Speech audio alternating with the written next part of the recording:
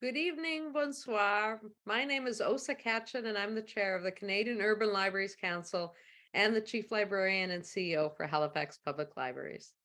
I want to acknowledge to you that I'm speaking to you today from Chubuktuk, which sits in the traditional unceded territory of the Mi'kmaq people, the first people of Nova Scotia.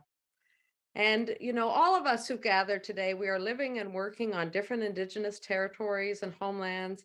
And I invite all of you before we begin tonight to take a moment to acknowledge internally the territories where you are now.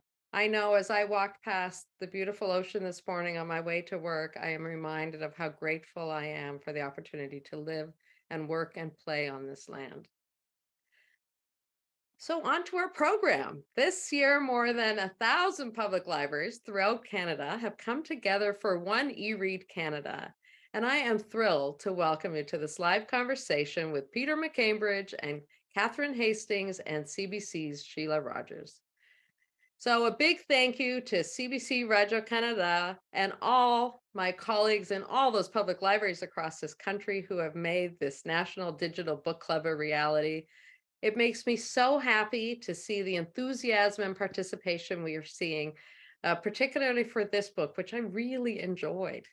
In addition to being a bilingual, cross-country, simultaneous reading party, One eRead Canada underlines the Canadian Urban Libraries Council's ongoing campaign, e-content for libraries, which is working to establish fair pricing models for libraries so that we can ensure equitable access to digital content such as ebooks and e-audiobooks for all Canadians. Collaborative library initiatives like One eRead Canada introduce readers and listeners to new books and authors, positively impacting sales and awareness of digital content. And that's a great benefit to publishers, authors, and readers across this country. But many libraries across Canada have been enhancing our digital and our ebook collections to meet the skyrocketing demand. I feel like everyone who hadn't discovered ebooks discovered them over the last couple of years. But the reality is that libraries are really struggling to provide enough of this content. And a lot of that relates to the restrictive licensing and the disproportionately high prices that the major multinational publishers are charging public libraries for these materials. So I encourage you to explore that issue. We are here to bring books and stories to Canadians, and this is certainly something that's a challenge for libraries. But back to our program today, um, or actually before we do the program for tonight, I want to remind you about next week's program. So we're inviting you to join us next week as well. So April 25th at 7 p.m. Eastern for a French event with the author of the book, Jean-Christophe Réel, and he'll be speaking with Radio Canada's Emily Perrault. So check that out on our social media channels on Twitter or Facebook for more details. Now, this evening, we are honored to have with us the translators of the book Tatouin, Peter McCambridge and Catherine Hastings. So, originally from Ireland, Peter McCambridge is a full-time literary translator. He worked as a translator, editor, and copywriter at Anglocom from 2006 to 2011 before deciding to become a literary translator. What a dream job. He has lived in Quebec City since 2003. He runs Quebec Reads and now QC Fiction, a new imprint of Baraka Books featuring Quebec fiction and translation. And I'm really excited. I was inspired by an early conversation this evening, so I'm going to explore all the two a year that you've been producing to bring Quebecois fiction to English audiences. Now, after immigrating from Canada from the UK, Catherine Hastings spent 10 years in Ontario before moving to Montreal, where she completed a degree in modern languages at McGill, and she has worked as a Quebec-based translator and copy editor since 1995. Welcome to you both. And we are also thrilled, as always, to have Sheila Rogers back for the third time as our host of CBC, our host here tonight, but also she's our beloved host of CBC Radio's The Next Chapter, which I rarely miss. The last couple of years on this particular related to One eRead Canada, she has interviewed Kim Thuy and Katerina Vermette. Those were wonderful interviews. Now you're observing your own milestone, Sheila. The next chapter is celebrating 15 years on the air, which is just remarkable. We also know that you're an honorary University of Victoria librarian, and you apparently have a certificate to prove it. So you're one of us. We're really proud of that. So Sheila, I understand you've begun leaning into ebooks, in part because of a move you made to Victoria a year ago, and the many, many hardcover and softcover books you had on your bookshelf at the time. So I heard this little anecdote and I thought, oh, I can so relate. How do we decide what books move with us and what don't we have room for? And I hope ebooks might save you from some of those difficult decisions in the future. I promise you, I take mine on the move all the time. So I hope everyone has an excellent time tonight. Over to you, Sheila. Thank you so much, Osa, and I'm just delighted to be here. The book problem will always be a problem, but I'm just happy to add ebooks to my problem. It's a wonderful addition. I'm speaking with you this evening from the unceded and unsurrendered territory of the Algonquin Anishinaabe people. I'm in Ottawa. This is where I grew up. And I will say before we begin, I think about all those years that I was here, 18 years before I knew that this was Algonquin Anishinaabe territory, and I grieve that lost time and try to make up for it by watching for the Indigenous presence here and really lifting it up in any way that I can. I'm really, really delighted to be speaking with Catherine and Peter. And it's an honor to host you and to talk to you about this wondrous novel with our viewers this evening. So I will now officially, I mean, there's a lot of welcoming going on. I'll add my own to it. Peter and Catherine, welcome. And it's so nice to see you. Thank you for this book. Thanks for having us. Thank you. Before we get to actually talking about the novel about Tatooine by Jean-Christophe Réal, I'd like to ask you a little bit about the art of translation.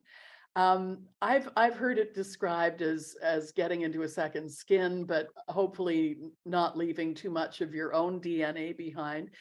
Is that what it's like? And Catherine, I'll start with you. Okay. I was thinking about that actually. What's the best way to describe it? And I was kind of thinking that maybe it's quite similar to a musical arrangement to my mind. If you're starting with an original score, a piece of music that may already be quite well known, and you're taking that and you're creating a new arrangement that's going to have slightly different cadence, slightly different rhythm, different phrasing, just because you're translating into a different language that does have other cadences, a different phrasing and different rhythm. So I see it a bit in that way. So that's kind of our role, is to transpose that original score. We're not taking it as our own. We are simply taking the original score and making a new arrangement for the readers. So I kind of see it that way. Peter? Yeah, that sounds nice. I'd say I approach translation from a couple of different angles. Like, I'm a fiction editor with QC Fiction, which published Tatooine as an imprint of Barraga Books. And I translated it obviously with Catherine too. So as fiction editor, I want a text that reads smoothly and that works. And as a translator too, that's my main concern. So it kind of, however we get there, doesn't really matter, just as long as everyone's happy. And we feel that as translators, we've produced a text that's fluid in English, that reads naturally in English. The author feels that too. And what I would say is my main concern, and I know this is Catherine's main concern too, when we read and write a text, we want the text in English to be almost as though Jean-Christophe Réal sat down and wrote the book in English. I know some translators approach it from a different perspective, and they want it to be almost as though the reader is reading it in French. So there's kind of like a film between you and the book, and you always have this French presence.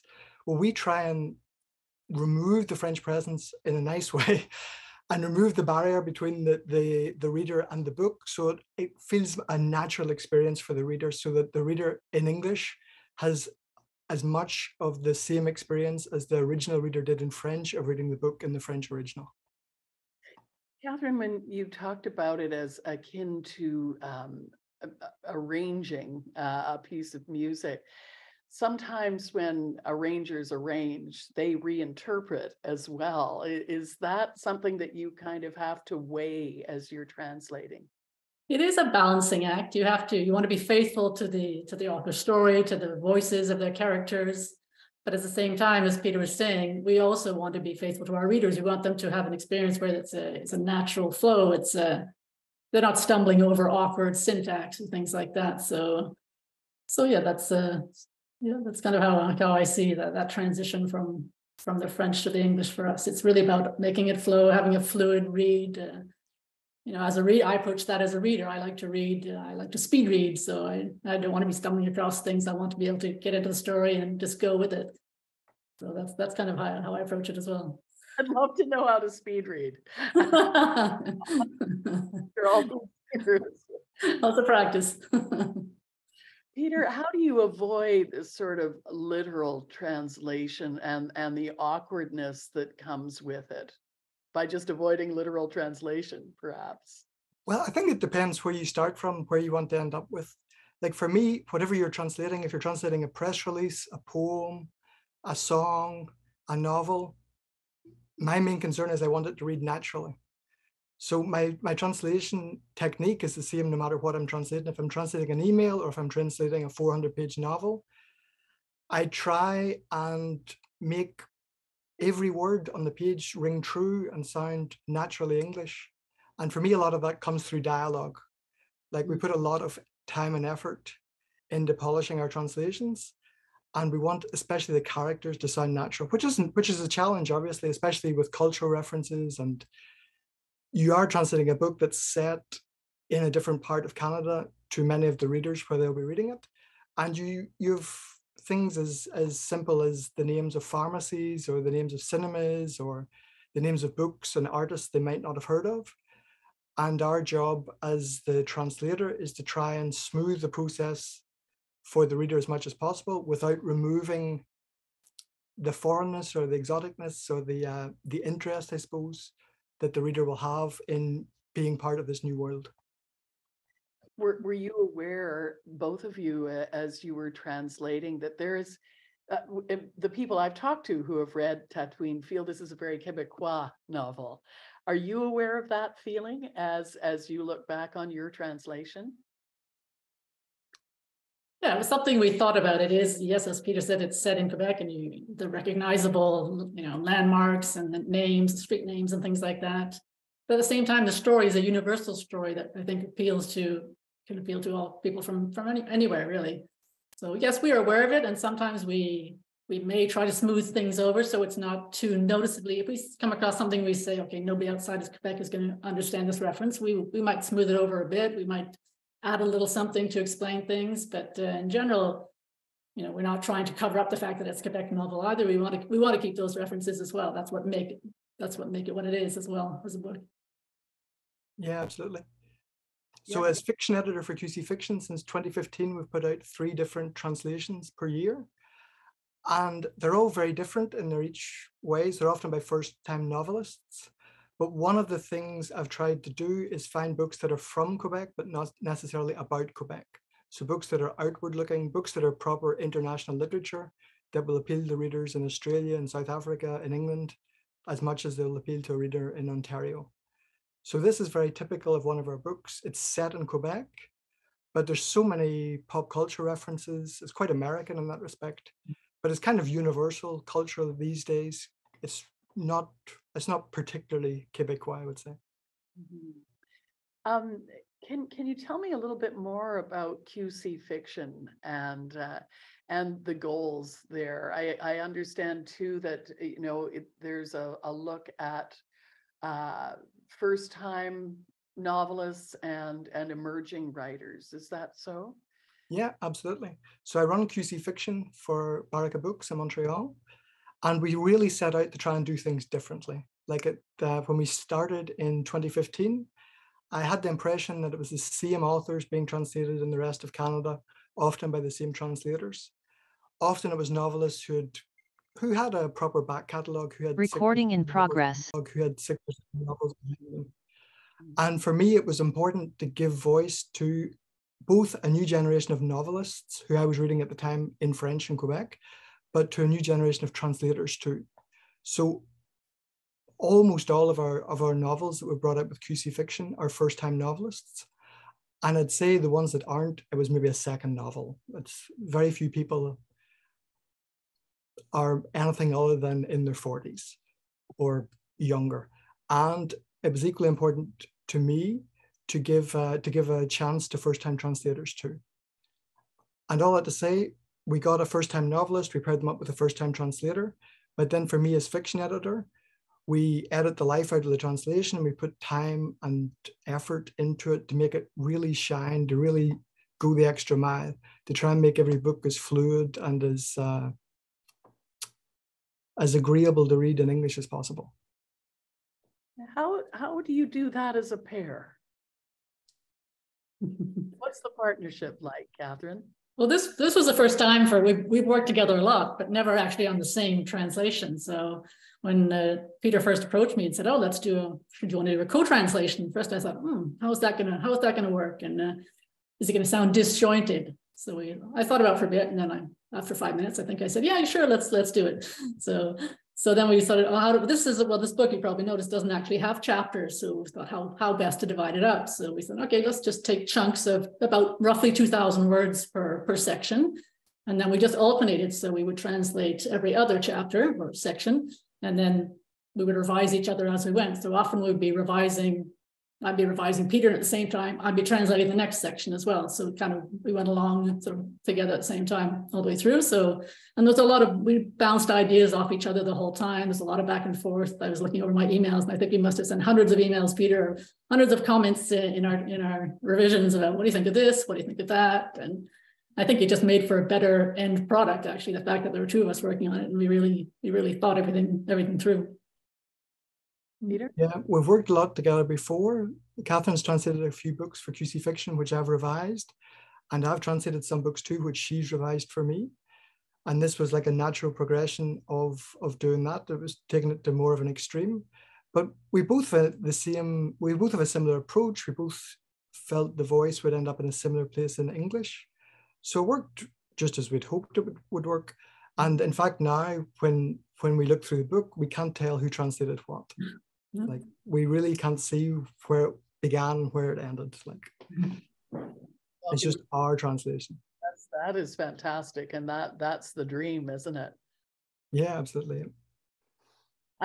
Peter, I will confess to having had a small correspondence with you before this conversation. And I think from now on, I will never use Google Translate again. I mean, I think you could fall into a lot of pitfalls, but what would you say to people who want to seek a translation? Where should they go? Well, it depends what of, because if you want to translate a business letter or something, there's lots of good options online nowadays that do a good job. But for a novel is art. So find someone who, not even in terms of skills, but someone who's passionate about the project, someone who really wants every word in the novel, in the translation, to shine, and someone who's prepared to sit down with the book for 18 months and think every decision over and think, is this the right word? Or how can I translate this pun? Or what am I going to do with this reference? And because it's a long process, but if you have the right translator for the right book, everyone enjoys it so much. Like, it's so much fun. This book, one example I can think from Tetsuin was at some stage, the narrator's landlord is doing a crossword puzzle.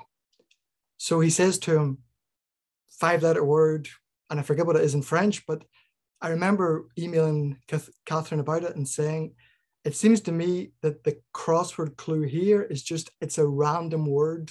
He's got no idea, and he's impressed that the narrator knows the word.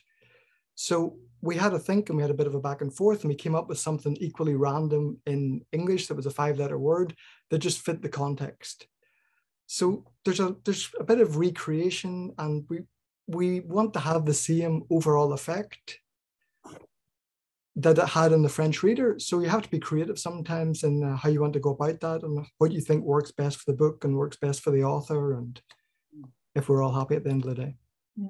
Sometimes I'm just going to jump in here. Sometimes there might be a play on words, or there's some puns in the original French, and you think, okay, let's translate that. And you think, doesn't work that easily. It doesn't work at all in this case. So we might just say, okay, we'll float over that pun, but let's insert another one somewhere else in a similar style. So we do insert ourselves into the story in some respects, but just the main goal being to maintain the same tone of the original. So we do take some creative liberties in that respect. I've asked you about your relationship in creating the translation. What about the relationship with Jean-Christophe Réal? How is he involved in the translation, or is he? I was trying to think of this today, and I can't remember him being overly involved, apart from being enthusiastic. I seem to remember him saying at the start, and the French publisher too, great, go for it. And earlier on in the process, we sent him a few thousand words, and he approved them, and he was happy with the approach. And basically from there on in, he read every word of the translation, but he wasn't particularly hands-on, but he was always on hand. If we had a question for him, or if we wanted to say, what did you mean here? Or why choose this word? Especially with his style of writing, because he's a poet as well. Mm-hmm. So often there was like a rhythm to the sentence, or to the flow of the sentences that we wanted to preserve, or that he thought, oh, I don't know, if we did this here, that would be even better. And as a translator too, we're quite upfront in saying to him, like we translate in Word and we send him the Word files and we leave him comments. So I would rather flag something for him at that stage and say, is this the right word, or does this work, or did we get this right here? It's best to ask then than find out much later down the line that we translated something wrong, or that we missed such and such a reference. Or I'm just thinking, there's a book we're bringing out next month. It's called Everything is Ori, and David Warner translated it for us. And at some stage, he sent the chapter 1 or whatever to the author. And the author's like, oh no, this line she says here, that's a reference from The Simpsons, like Marge Simpson says that at some stage. And it was just an in-joke that we had no idea about. But if you don't ask the author, you can't guess. There's just no way we would have known that. So it's a nice example of how the author can really help you and be on your side. And we're all trying to make the translation as the best it can be. So I remember we had a bit of talk with him some of the medical terms, because cystic fibrosis, I didn't know anything about the disease. So we did run quite a few things past him about, the type of medication, the way it's administered and things like that. So just to make sure we got that bit right as well. Yeah, I'm pretty sure that everybody who's watching has read the book and knows that the narrator has cystic fibrosis, mm-hmm. and is very graphic in explaining what it's like to live with it. Extremely well-spoken, well thought out, authentic. But I should say this is being recorded for broadcast on the next chapter as well. So if I'm stating some of the obvious, I'm not assuming yet that everybody who's listening to the next chapter has listened to it. But I want to ask you, we're going to talk a little bit more about the book. And I'll invite questions in anytime, by the way. Start piling up your questions. When you first read the book, what was that experience like for you, Peter? I loved the book. And I remember at some stage, he's in the hospital and there's blood on the floor. And he says, where are the sharks? And as soon as he made that random offbeat reference, it was just, I love this book. Like, I want to translate this book. That's where I have fun as a translator, being able to play with references like that and being able to keep them, and just seeing, what are we going to do with this? How are we going to get around this? How can we keep this original, unique voice that works so well in French? How can we make this book work in English?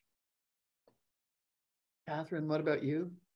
Yeah, when I first looked at it, I thought, it took me a little while to get into it. I thought, where's he going with this? There's not much of a plot. What's going to happen? Where's he taking us?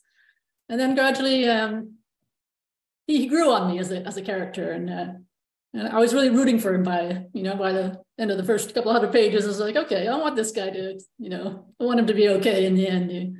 He's kind of like a lovable loser sort of way, and bit of an underdog, and you want him to come out okay in the end, considering all he has to go through. Yeah, I felt not only did his descriptions of cystic fibrosis feel absolutely vivid and real, the descriptions of dealing with depression as well, which is something that I have dealt with for a long, long time myself, felt, I mean, I wish I could have expressed it the way that the narrator does. I love the voice of the narrator. It took me a few pages as well to get into it, and then I was sunk, like, to the exclusion of faking having, you know, people over and not answering the phone.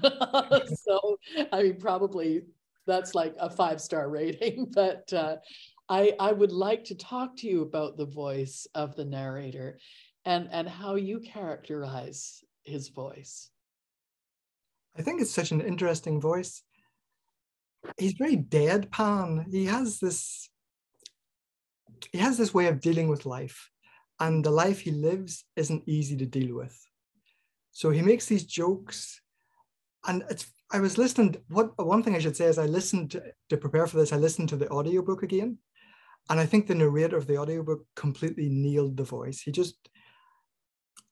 He understood the tone. He understood to which degree you should read every sentence in the book, because the narrator, his life could be a trudge, it could be a bore. He goes from one dead-end job to the other, but his flashes of like magic and escapism and Star Wars, and that's very much what Jean-Christophe Riel does with his poetry too. He can really see the magic in the everyday. And for me, that's where the magic in the book lies. There's not magic in every page, but when it comes, and there'll often be a reference like the sharks that come back again, but the book is so layered, and when you start rereading it, you can see the themes building up, and you can see that it's so well put together and constructed with so much thought from a first-time author that it works really powerfully.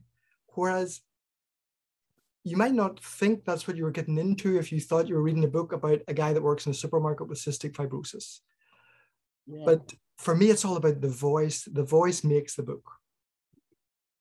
I think what is, I mean, it's so often the mark of a great novel is that, you know, a guy with cystic fibrosis who's working in a supermarket can have an absolutely extraordinary inner life that reaches up to all the planets and to Tunisia and places that don't exist except in Star Wars or Lord of the Rings. And I read the book not long after I saw the movie Everything Everywhere All at Once. And I had the same kind of feeling that we might be walking along in one dimension, but our imaginations are going crazy and firing on so many cylinders in another dimension. And it's such a neat trick to sort of get this going simultaneously. And I just really admired the book, which I do not want to mistake as saying, this is Allbrand, make sure you have 1/3 of a cup a day. It's not that it's good for you, right? This is, as Peter, you call it eating your vegetables. It's delightful and wondrous and something that I think we need more of. Sorry, my phone rang, I beg your pardon. But for me, in that respect, it's so representative of, this book is very, very well known in Quebec. Like, it won an award, a big literary award. And it's particularly liked by like young readers, like teenage readers. It won an award by people who go to college just before university, cégep. So it's fun. It's fun. You know, there's so much fun stuff being written today in Quebec. And it's so nice to be able to translate some of it and have fun with it, and hopefully like transmit that fun to the readers in English so they can get a taste for it too. It's a whole other discussion to talk about why English readers aren't reading Quebec writers or French Canadian writers in translation. And I think hearing about QC fiction and efforts and books like Tatooine gives me a lot of hope, and I hope we can break down these divides. It's high time. I think we're missing a lot. I should also say, by the way, like One eRead Canada has given us I'm so grateful to giving the spotlight to this book.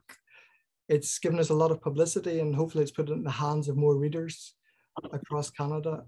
And it's so nice, like it came out in a pandemic and now it's had the second wind all of a sudden. And for me, like I say, it's so representative of the type of book that I think more people should be reading and more people should be having fun with, even if it's not for you, just to see that these unique voices exist. And we're trying to do our part in bringing some more of them into English. I've got a question from Natalka, who directs this to Catherine. Catherine, could you please talk about your choice of, oh my God, OMYGOD, for what the father says in English every time he sees the MC? What is this in the French? And how do you choose this particular phrase to translate it? Peter, do you remember what I that have was? no clue what it is in the French. No idea. It's been a few years. Yeah. I don't remember that particular one, but I know we did talk about, okay, we're going to use gonna, and I'm gonna do this. I don't know, and stuff like that, and contractions that way. And that, oh my God, I don't remember what that actually was in the original French. I remember I listened to that yesterday, which is why I remember it. Ah, okay. Yeah. But I think he said his father always said, oh my God, like that very quickly. And then later on in the novel, either his sister says, oh my God to him, or he says, oh my God to her. And they make the link with their father and they realize one of them is sad and like there's more to the reference than just, oh my God. But that's the kind of thing like that's fun to play with, you know. It might even have been, oh my God, in the English. I'm not sure. Yeah, there was a bit of English in the original French. Yeah. There's another question from the audience, and this is Jacqueline McClure-Zerb, and I hope I'm saying your name properly, Jacqueline. Are you ever tempted to translate Quebec French, especially dialogue, using expressions from some of Canada's English regional dialects? And there are a couple more questions, but let's ask that question first.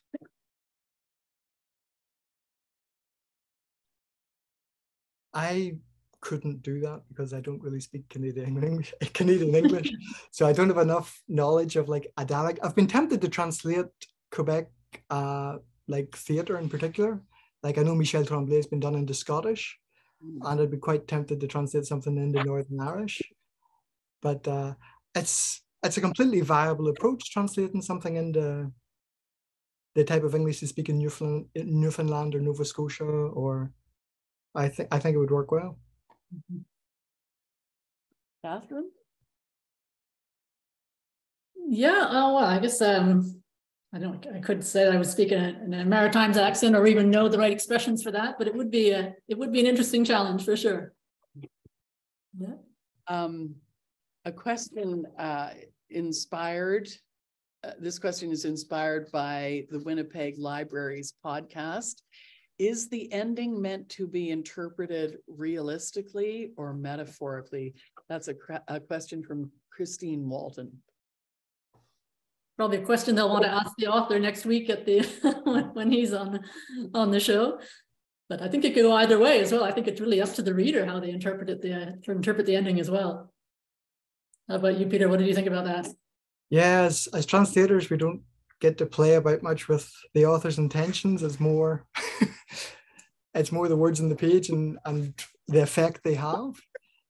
I took it as a hopeful ending. Like he takes off towards new horizons and things seem to be working out for him. It's a new opportunity for him. Yeah. Yeah, exactly. Turns the page. Yep. Diana Jean Shannon just comments, OMG translation must be oh mon Dieu. We don't use that much in Quebec though, oh mon Dieu. No. It sounds a bit Parisian. All right, I got a very interesting question here. They're all interesting questions, by the way. This novel was inspired by the author's experience of cystic fibrosis, clearly. As a disabled person, a lot of themes and thoughts in the novel resonated with me as well. And I really appreciated the realism of the situation. My question is, did the author use the novel as a way to explore and exorcise the darker thoughts, wishes, and passing desires that he's had over the years as a kind of visualization of an alternative life he could have ended up living, or is the novel more based on actual personal experiences? And then the next question is, can the translators speak on this on behalf of the author? I guess we'll find out. Yeah, I think I can a wee bit because I heard the author talk about this once. And I think he said it's important not to treat the book as autofiction, like it's not his experiences. He's never worked in a supermarket, he's never worked in a shoe store, but it was like kind of an alternate reality of how his life might have ended up with his illness, like cystic fibrosis might have taken him down this path. And as it is, his life is working out pretty well. Like he's very well known in Quebec. He's a second novel coming out in French in the fall. He's writing a TV series at the minute, which is going very, very well. But he's a household name. Like people appreciate his work. And he has said that, you know, if it weren't for his disease, he may not have become a poet or a novelist. That's really what has inspired his writing, is the fact that he is living with his disease. I have a question with no name attached to it, but what inspired you to translate it? I knew that I wanted to bring the book out with QC Fiction, and I knew that I would have fun translating it. So I gave myself like the reward of being able to, I'll do this one, because I don't want to translate all our books, and I've translated a few of them, but not a big percentage of them by any means. And Catherine and I have worked before on Songs for the Cold of Heart in particular. Anytime I translate Eric Dupont, Catherine revises me and vastly improves my translation, and we send it off to Eric and he's happy and he improves it a bit more and we publish it. And it seemed like a fun project to work on together. Okay, well, just for the radio audience, Catherine's nodding. I'm nodding. And it's a good fit with all the other books that have come out by QC Fiction so far. I think it's yeah, it's right in line with what Peter's trying to achieve there with QC Fiction and the new generation of exciting young novelists and writers. Yeah, earlier you also mentioned, Peter, about talking about having newer or different translators than others. And I wonder if I can explore that a little bit more with you. Just why that's important, first of all, and how the culture of translation is developing. I think it's important to acknowledge that there's no one way to translate anything, a press release, an email, let alone a novel. And that if Catherine had translated Tatsuin by herself, or I had translated Tatsuin by myself, or someone else had translated the book, it would be substantially different to what it is. Like, it's a creative process. It's something we can have fun doing, but there's no right or wrong answer. It's an art, it's not a science. So for me, it's nice as part of the literary landscape in Canada to have like a kind of sampling of different voices, like different voices in terms of authors, but different voices too in terms of translators and what they want to do with them. And for me as fiction editor, the best way I can try and do that is to get someone who's passionate about the book. So each of our books we've brought out so far, I've tried to find the right fit. I've usually had someone in mind when I've been reading a book. I've thought, this person will do a good job of that. And then sometimes I give them the book to read and they're like, no, I don't like that, or no, I wouldn't feel comfortable, or I don't think I could do a good job with that. But that's the goal. The goal is to have the best possible fit between the translator and the author. And then on top of that, you have personality, you have, do they get on well together? Are on the same page? Do they both want the same thing for the book? Do they both want the English version to read the same way?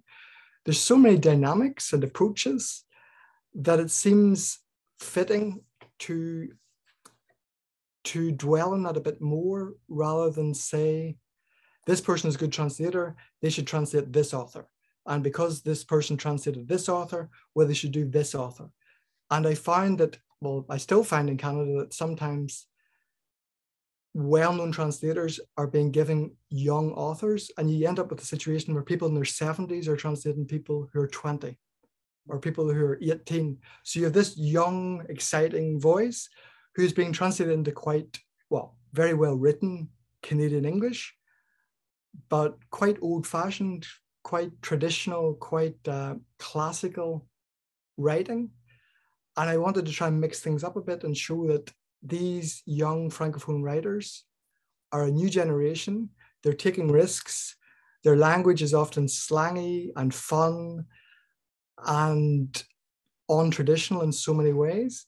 So it would be fun to give it to a new generation of young translators who have a completely different approach, who have a new voice themselves, and to see what they do with it. And that's definitely one of the ways we will get people outside of Quebec, or English Canadians or English readers, to read more in translation, just to have a translation they can actually relate to in a voice that speaks to them.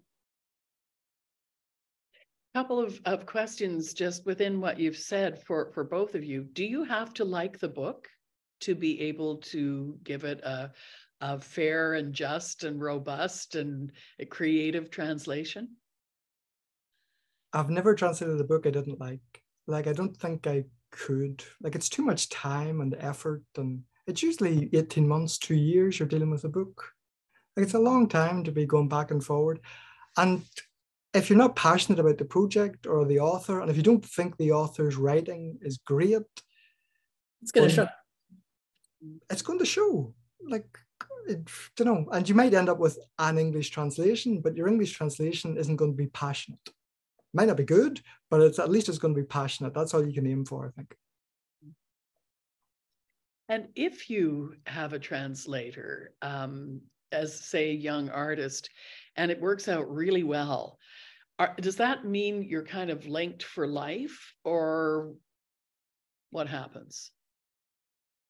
Well, one of my theories when we started QC Fiction was to try and give, so say we translated author X by so-and-so, well then if we did a second book by author X, we would give it to a second author, to a second translator, so that your voice doesn't become, so that, for example, when I translate Eric Dupont, there's a lot of me in the English.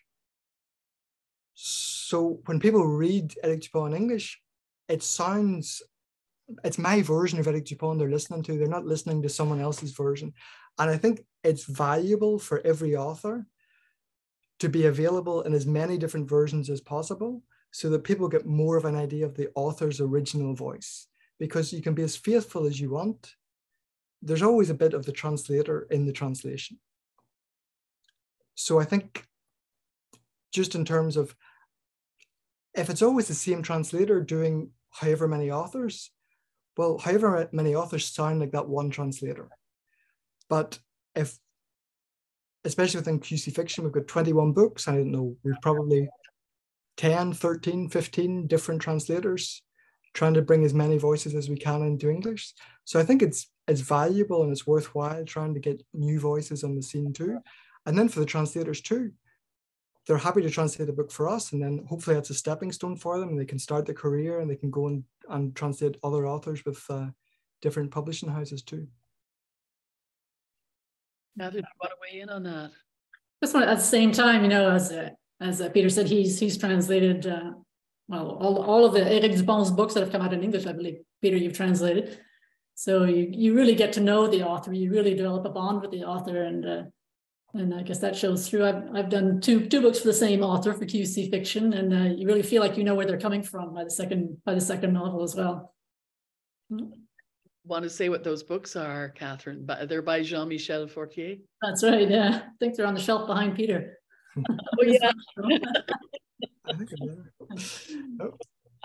There was a question, and I just I want to make sure that we get this right. Peter mentioned, this is from Yolande Baldachin, and Peter mentioned an author that they both translated. Could you give it to us again? That Catherine and I both translated? I think, but maybe we were talking about Eric Dupont, but probably, because that's the thing. When we translate Songs for the Cold of Heart, I'm the translator. My name's on the cover, but the Kitty revised me, and there's a lot of her in there too. which is one of the reasons we thought we'll do Tatooine. We'll put both names in the cover. We'll do it 50-50. And it'll be a project for the pair of us. I've got another question here. This is from Diana Jean Shannon. How can I get a list of Quebec French authors that each of you has translated? That could be a bonus. That could be a doggy bag to take home after this event. Not to create more work for the Council of Libraries, but would that be a good idea? Yeah, well, if you go to qcfiction.com, that's a good place to start. Yeah, good place to start. Yeah. That's good. I wanted to ask you about the characters that you translated. I just some of the characters that you felt a sort of sympathy with in the story. I particularly like Norm, the landlord, and without giving too much away, I wanted them to stay together for a long time. But I thought he was beautifully created. And again, it's this sense of, okay, well, here's our narrator. He's living in a basement. His landlord is Norm. And it's, it doesn't seem like they would develop much of a relationship, but it's a really beautiful bond that is created. And I enjoyed watching it grow. What about you? What were some of the relationships that you enjoyed reading and also translating to English? Well, I would agree with you, Sheila. My favorite was also Norm. He really, I enjoyed him. And yeah, the relationship between the two of them, they really grew close together. And at one point, I think he actually cries, and Norm takes him in his arms, and he refers to him as son or kid all the time, as if he was his own son. So yeah, that was definitely my favorite character in the book, I think. For me, the relationship of the book is the relationship. We keep calling him the narrator because the narrator, there's a hint at the very end what his name is, but he's not named throughout. So we keep calling him the narrator, but for me, the main relationship in the book is between the narrator and the reader. I read a review of the book which said the reviewer read the book all in one sitting, and it was like getting a letter from a friend who was in trouble, and she wanted to know how he was getting on. And I thought that summed it up fairly well. The narrator is really not perfect by any means, and he lets us down. And we root for him, and we have hope for him, and we think things are going to turn out. And then he says something, or he thinks something, and we think, seriously? And he's been let down all the time. He's been let down by his body all the time. He has a weight problem. He keeps going to McDonald's. He has a cystic fibrosis. He can hardly breathe. He says at one point, he's like breathing through a straw. He has all these problems, and we're there with him the whole time. And at the end, you're happy for him, like we have ups and downs along the way. And for me, it feels like a proper relationship. Like there's good and there's bad to it.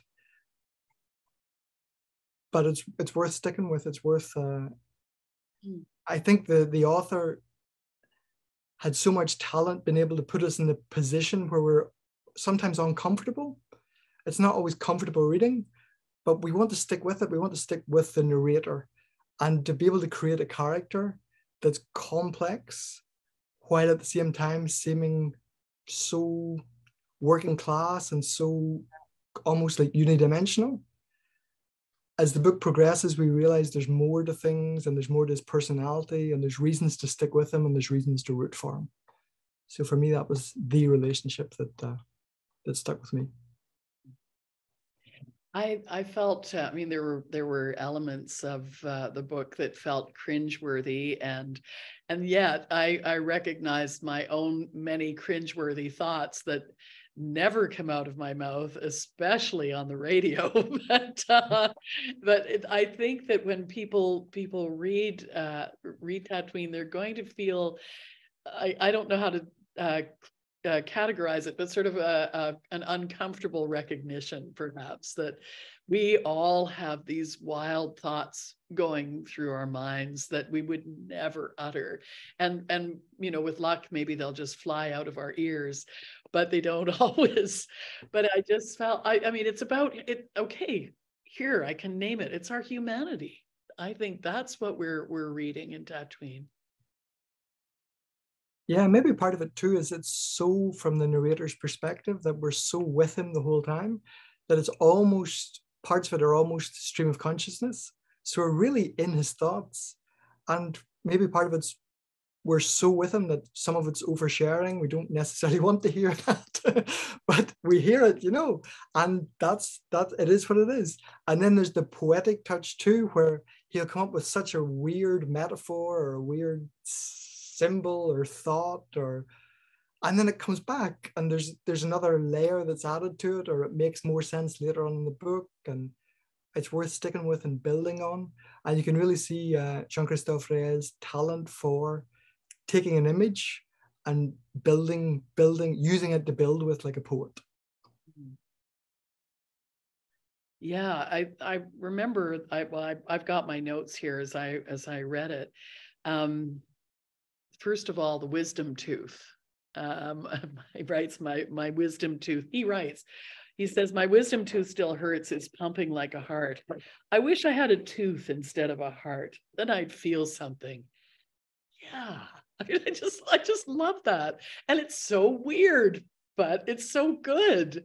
I was just thinking of that paragraph when I was talking to you, because then it's something like the next line is like, it's snowing outside, and then it's snowing in my tooth. It's all these associations that make no sense, but that build up to something, and that through repetition and layering build to powerful effect. And the book could have been quite depressing, you know, if you think about it. It's a serious disease. It could have been quite bleak and dark, but the fact that he throws in this wacky humor all the way through, it just it lightens it and makes it a whole lot more readable and relatable. And Star Wars. I think there's a thesis in here, but what is the role of Star Wars in Tatooine and in the life of our narrator? Yeah, it's funny. I've just started watching The Mandalorian with my son. And when we translated Tatooine, I wasn't into Star Wars very much at all. Like, I remember I had to look up what a speeder was and references like that. And then I said to Alex yesterday, I was like, oh, Boba Fett's in Tatooine. And like he says, I wish I had a jetpack like Boba Fett. But now I know who Boba Fett is because I've seen him on TV, you know. But there's this whole pop culture thing which appeals to me for a Quebec book, because there's a whole generation of Quebec writers who talk about Quebec culture from the 1960s and the 1970s. And they're talking about songs and poems that are difficult for readers around the world and for readers in Canada even to connect with. But when you're talking about Star Wars and Tatooine and speeders, that's more accessible, it's more universal. And I think it's part of this whole trend and movement among many young authors in Quebec at the moment, where they're more outward looking and they're more international in their books and in their approach, and even in their writing techniques and stuff. There's more for readers around the world to get interested in, and there's more reasons for them to pick the book up, I think. Did you have a familiarity with Star Wars, Catherine? None. I had to do a lot of research on that bit. That's been a gift. So I'm ready to watch the whole series and the prequels and all the rest of it now. But no, I wasn't really familiar with Star Wars at all. So that took a bit of research in the beginning.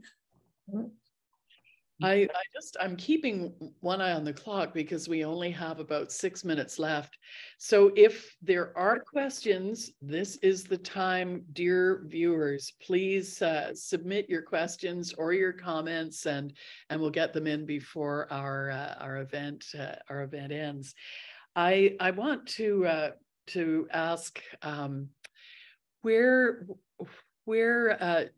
Jean-Christophe Riel, we know where he's going from here, but as the QC imprint carries on, where do you want to see it go? And will it move? Will it always be, I guess, sort of a launching pad, Peter?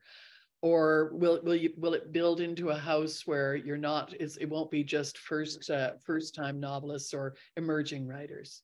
Well, I hope there's always still I hope it always remains a launchpad both for translators and for young novelists. But as we return to the same novelists more often, we've started to have more of a back catalogue, and we've started to become more faithful to one or two authors who have brought out second and third books and we've stuck with them. But I hope, like the next book we're bringing out is called Everything is Ori, which comes out the 1st of May, and that's a first novel. And then the next book we're bringing out after that is called Morel by Maxime Raymond Bock, and that's a first novel too. So hopefully the first novels keep coming and we can keep trying to do them justice and keep finding new, unique voices that haven't been heard before, that are telling stories that haven't been heard before. And we can keep kind of staying true to the formula, but the formula stays fresh because we have this new influx of writers who are keeping it fresh and who are doing different things. And like, we've done 3 books a year since 2015. So we've brought out about 21 books. And, you know, we've done Songs of the Cold of Heart, which is 606 pages, 242,000 words. We've done we've done a novella, which is barely 80 pages. We've done a play. We've done all these different voices, all these different artists, all these different young novelists, and each of them is telling a completely different story in a different way. We did a book last year called The Ghost of Suzuku, which is based in Japan. The international storytelling aspect really appeals to me. Like, as a reader, I want a good story well told. That's what we basically want to try and do with QC Fiction. I want a good story. I want plot. I want characters I care about. I'm not so much interested in experimental fiction, but it needs to be well told. When I was at university, what interested me always the most when I have a literature degree, and the main interest for me was always what the narrator was up to, like what the narrative voice of such and such a book was like. That's where I enjoyed writing my essay. Like, how does the narrator make this book work? And each of our books has a unique narrator. Even books that we've done when we've done 2 and 3 novels by the same author, in each book they're doing something different. They're trying something different. They're trying different techniques. And for me, that's what's great. It's always fun every time I pick up a book by a new author from Quebec. There's so much fun stuff going on, you know, like I say, eating your vegetables. There's no vegetables. It's all fun voices worth reading just for the fun of it, just to try something different and new. And you might not like it, but try something else. Like, there's plenty of good stuff out there, you know.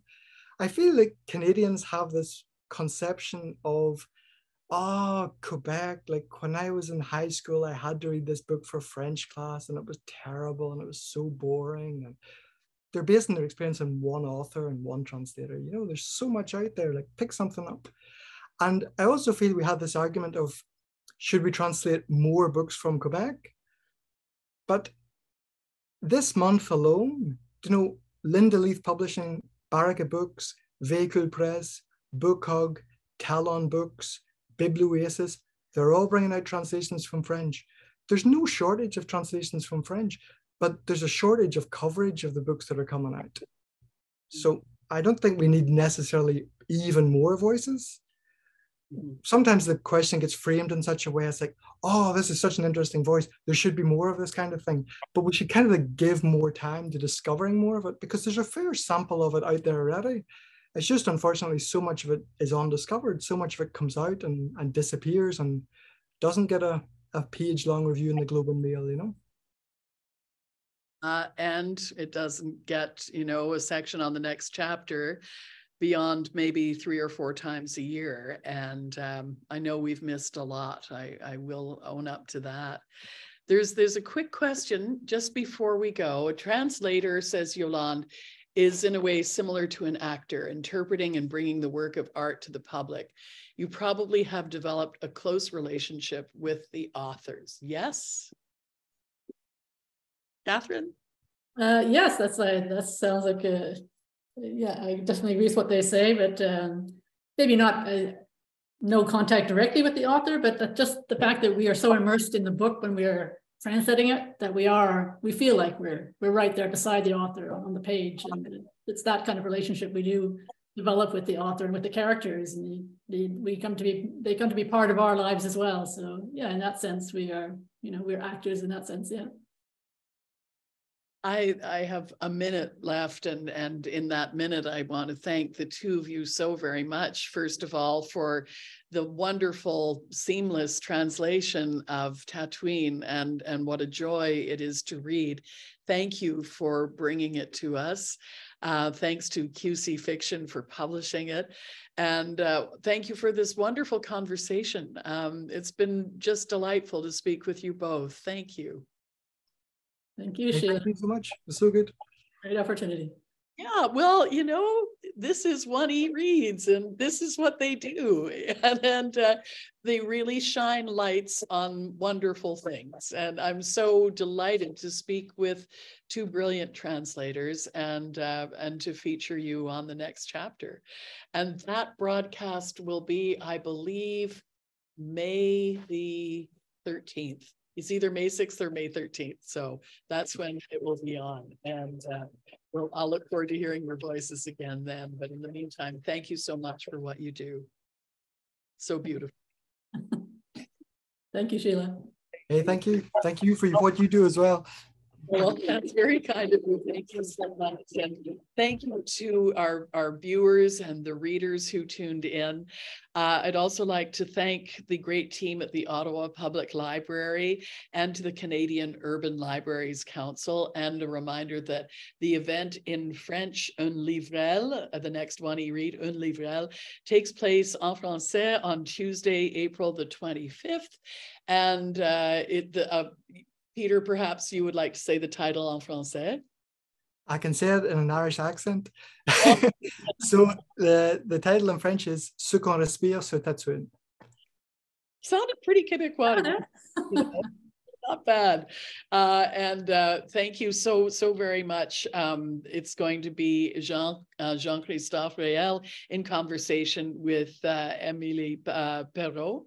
So that's going to be worth watching as well. Thank you very much, everyone. Have a great night. Thank you for tuning in to this, the only national bilingual virtual book club in the country. Such a pleasure. Au revoir. Yeah. Thank you. Bye-bye.